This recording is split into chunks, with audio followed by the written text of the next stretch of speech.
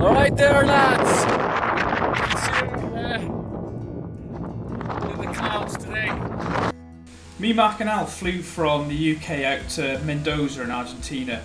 Con had already been out there for a few months, cycling down through South America, and met us in Mendoza.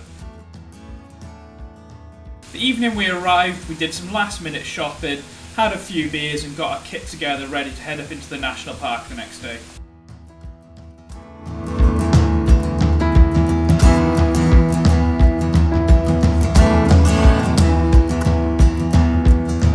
Got to the outskirts of the national park and dropped our equipment off with our logistics company, Lanco. We then had a bit of a nose around and got some shopping in the local shop before heading off into the national park.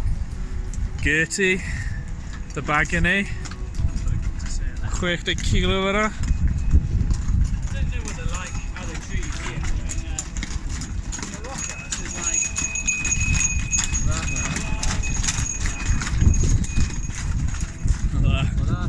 We were moving our equipment into base camp using mules. We had two muleteers, Jesus and Raul, who even put on a barbecue for us on the first night.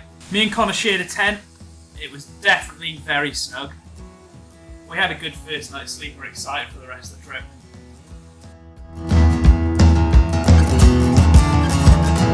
We spent 3 days getting from the edge of the national park into base camp.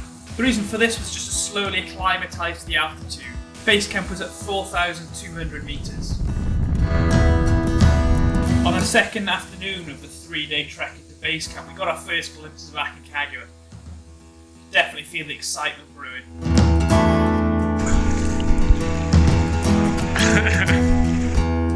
No!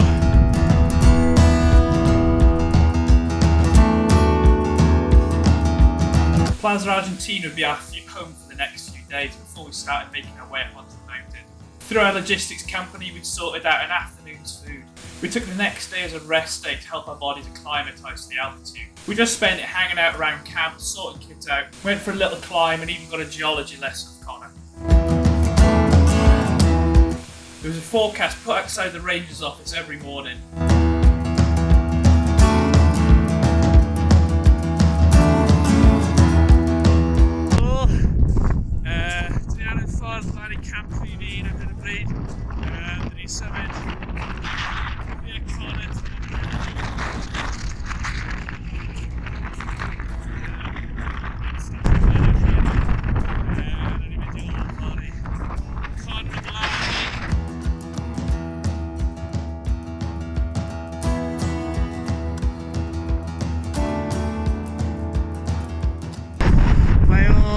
Fyna tua hanner ffordd lan y cic olaf a wedyn mae camp rhif un jyst yn ben y clogwyn bach fyna.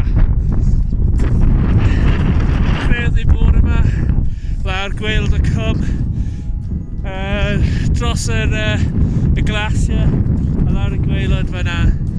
Da ni codi tua 700 metr yn yr 3 km heddiw.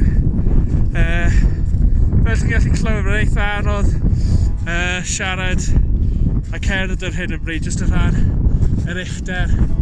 Dwi ddim yn bell off 5,000 o metrau. So mae lefelau aer yn dechrau mynd lawr nawr. Ond na cerwch yn y lwp gyda sut mae'n mynd. Newydd cyrraedd camp rhif 1. Mae'n awr ôl wedi bod yn gwaith.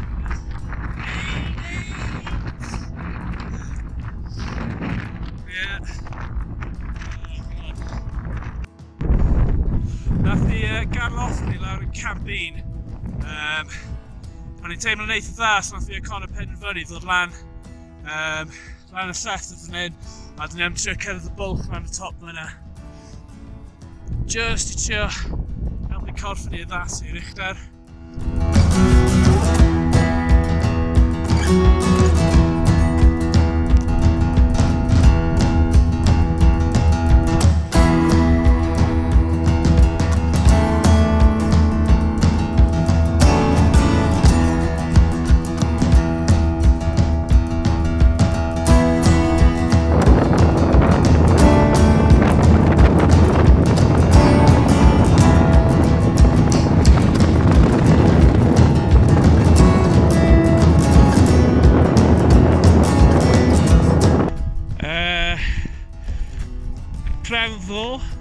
symud lan o base camp I camp prif un.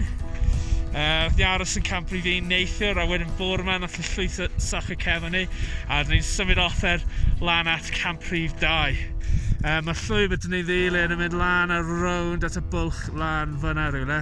Mae Connor tua awr o flaen fi, so mae ni mynd syth I camp a trio spotio. Fi'n trio ffind y spot neis I ni. Lle dwi ar hyn o bryd, mae'r bwlch hyn jyst yn anhygol. Mae fel fod ar y lleiad neu rhywbeth. Mae dyn ni copa Aconcagua lan fyna tu ôl yr rhewlydd. Nath ni cwrdd o criw bechgyn o Wlad Pwyl, so dyna'r llwybr maen nhw'n cymryd lan i'r copa trwy'r rhewlydd fyna. So chwarae teg iddyn nhw. Dwi jyst yn croesi trwy'r penitentious. Mae un o'r peth yma Aconcagua yn enwog iawn am. Be mae penitentious yn golygu yw our spires. So llwyth nhw rownd y lle fan hyn. Nath ni cyrraedd camp 2, camp Macas, tu awr rhan yn ôl, gath ni cinio bach o siesta. A nawr dyn ni jyst yn chilio mas bach cyn ni'n mynd am dechrau nôl lawr I camp prif un am y noson. Mae'r golygfa yn anhygoel. Mae'n gallu gweld copa yn tua 1.5 km. Chwenni.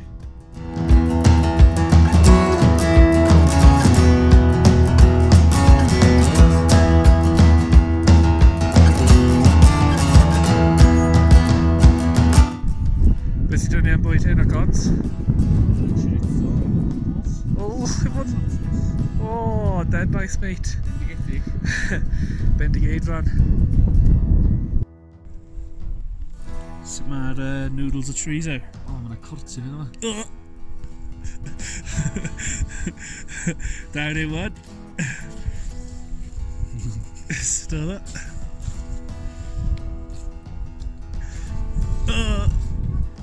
Oh, just chorizo cord ddim. Okay. Yeah. Flashes iawn. Nice. Gwch di hwn.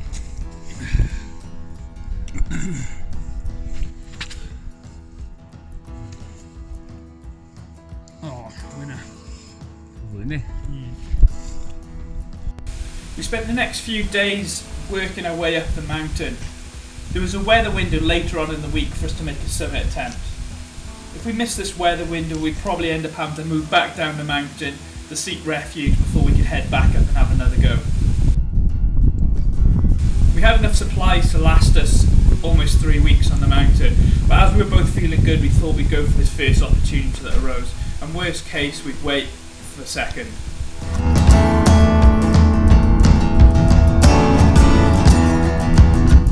On summit day, we were up at 3:30 AM.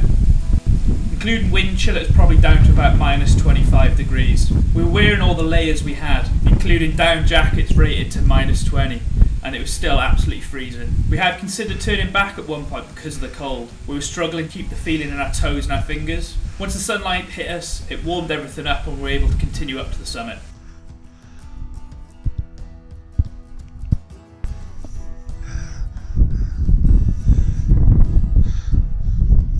Cyrraedd copa Aconcagua. Ogia Cymraeg dyn ni ti. Sut yn teimlo Connor? Oer, ond falch. Falch I cyrraedd. A di o'n bod gwyntog am nhw'n dweud chwaith? Na.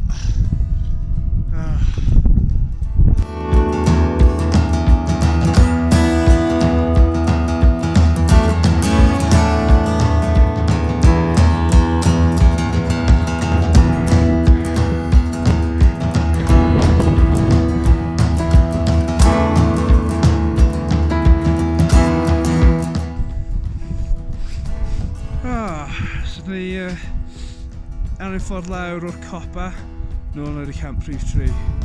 Mae'r haul allan o'r diwedd sy'n neis. Just cansau bach yn 5 munud. Just mwynhau'r lygfa. Absolutely stunning.